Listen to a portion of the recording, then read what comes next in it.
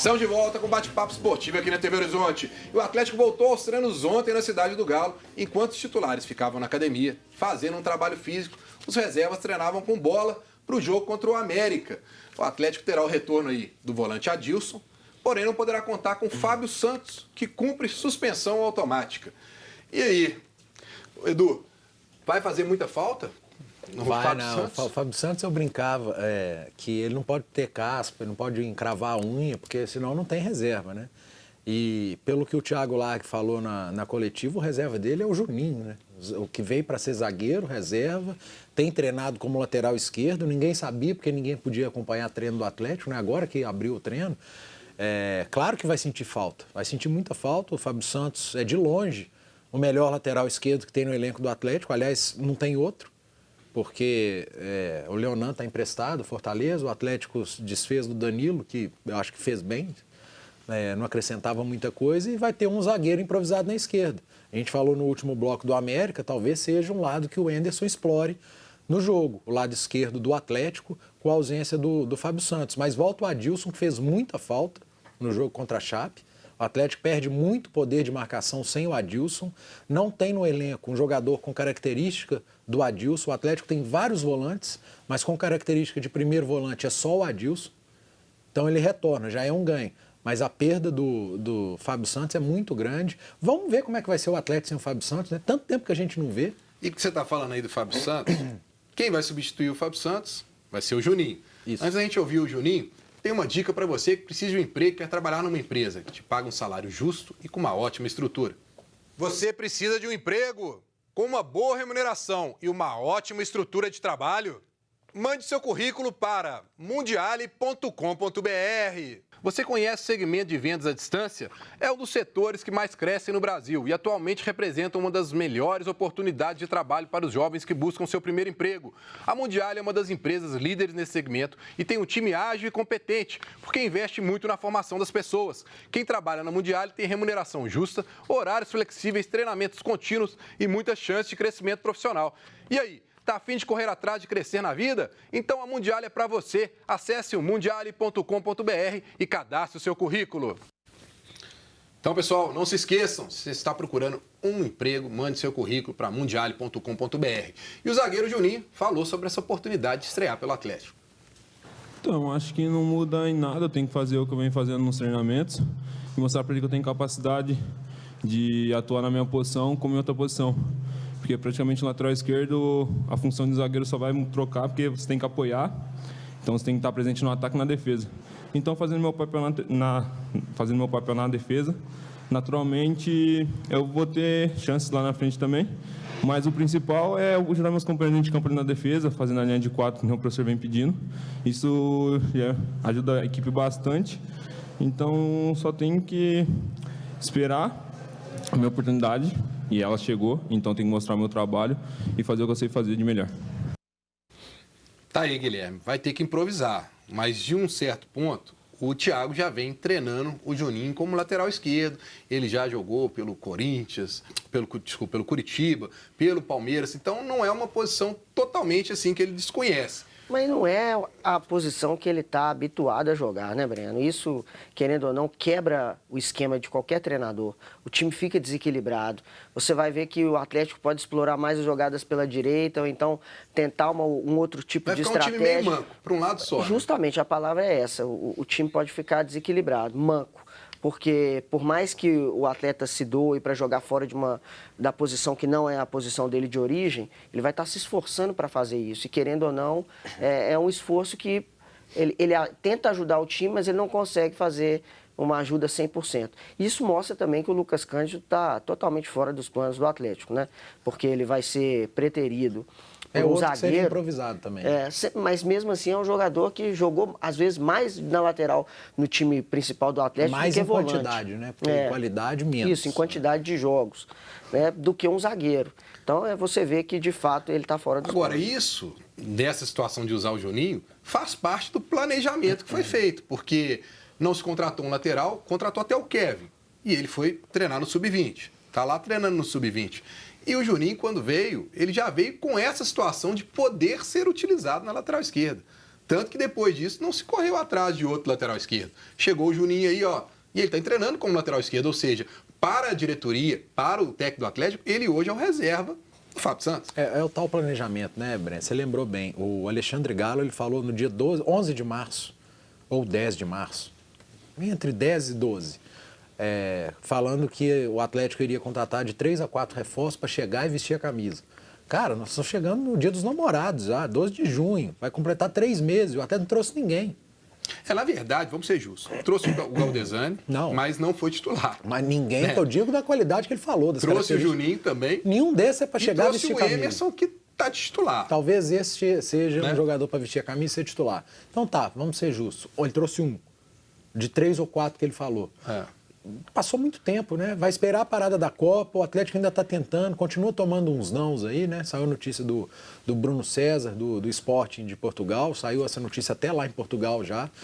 Então, a situação do Atlético não é fácil, a coisa está complicada e tudo que o Atlético não teve esse ano foi planejamento. E não adianta sair igual um maluco, até, desculpa a palavra, tentando contratar os jogadores agora, porque a gente está próximo da parada da Copa do Mundo. A gente está 9 dias de uma Copa do Mundo e não adianta sair como um ensandecido tentando contratar os jogadores. Fez uma proposta pelo Roger Guedes, o Palmeiras negou.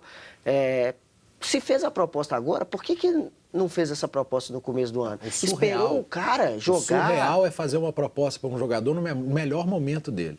Mas a situação... A hora que ele está mais valorizado, você vai lá e faz uma proposta. E faz uma proposta, na minha opinião, indecorosa, porque o valor que foi oferecido...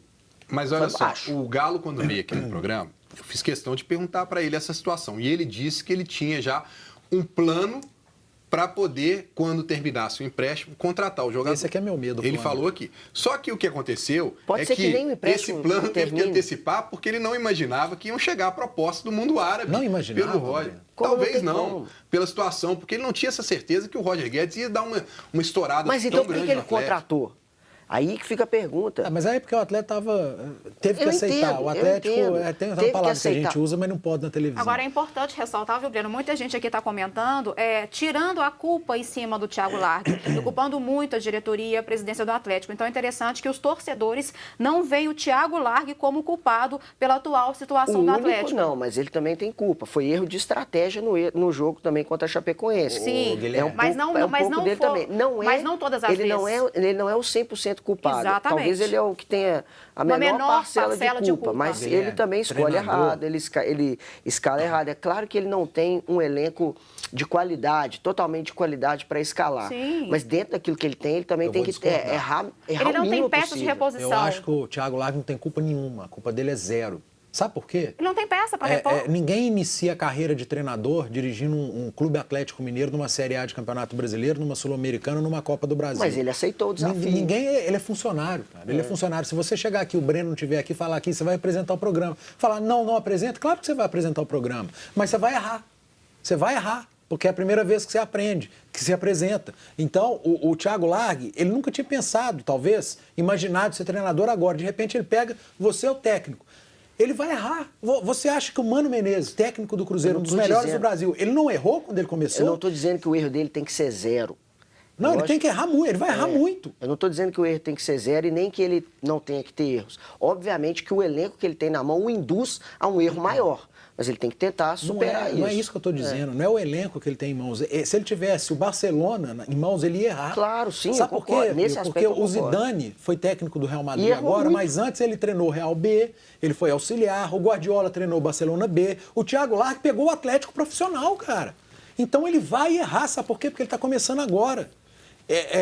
Todos os treinadores, os grandes, eles erraram no início de carreira. Só que eles erravam em clubes menores. Eles erravam em Série C, em time B, no interior. O exemplo é o Rogério Ceni, por exemplo. O São Paulo errou com o Ceni também. Ele errou no São Paulo. Agora é a vez do Largue errar no Atlético. Então a coisa se potencializa. O Largue não tem culpa. A culpa é quem botou ele lá. Bom, Ana Cláudia, você que criou toda essa polêmica, que gerou toda essa discussão, assim você vai tirar o tempo do pessoal de casa de participar. Pois é, gente. Lê aí, põe o pessoal de casa para participar. Mas a culpa aí, não é minha, a culpa é do Edu que fala demais, tá, gente? A culpa é do Edu, não é minha. Só deixando bem claro. Vamos lá. Deixa eu mandar aqui alguns abraços pro Elton Cardoso, pro Luiz Antônio Silva. Tem 2 aniversariantes hoje. Parabéns para Denise do Nova Esperança. Parabéns para você, Denise. Parabéns também para o Zé Geraldo de Carmópolis. Então, parabéns para vocês e obrigado pela participação. Tem uma pergunta aqui do Reginaldo do Beno Franco. Ele faz para você, Edu. Ele comentou aqui, o presidente do Atlético falou que ia deixar o Atlético antes da Copa entre os 3. Mas será que não vai ser entre os 3 últimos? Essa é a pergunta para você, Edu. O problema do presidente do Atlético, do Sete Câmara, é quando ele vai para o microfone, né? Acho que o trabalho dele fora de campo, dessa questão financeira, administrativa, é um bom trabalho, um trabalho correto.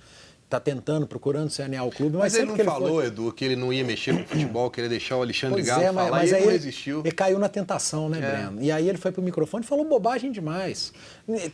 Presidente nenhum pode garantir título, pode garantir Libertadores, pode garantir ficar entre os 3 primeiros.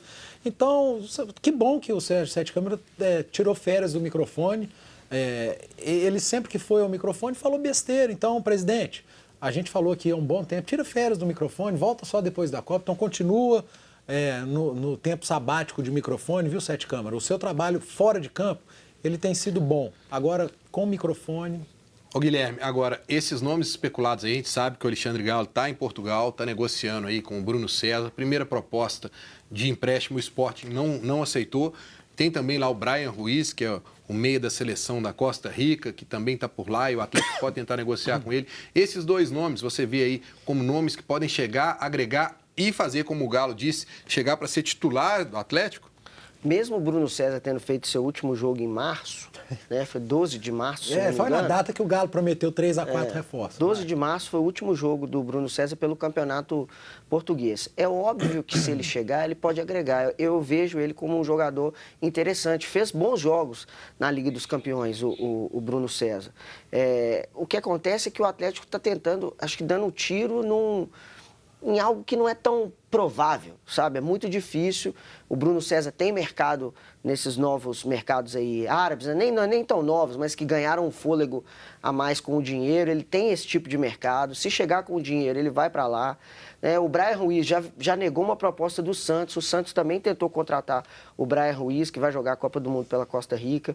Então o Atlético está tentando alguns nomes que eu não vejo tanta viabilidade. E nessa questão de Atlético em Portugal, saiu no jornal A Bola o interesse do Porto no Casares. Talvez pela essa ida do Galo a Portugal, alguma coisa tenha tido um início aí dessa costura, alguma conversa, mas já está nas páginas dos jornais portugueses o interesse do Porto no Casares. Vou fazer uma perguntinha. Se alguém chegar no Cruzeiro hoje e fizer uma oferta para o Arrascaeta, o Cruzeiro vai ser burro de vender? Sendo que o Arrascaeta tem uma Copa do Mundo pela frente? Você acha que o Brian Ruiz...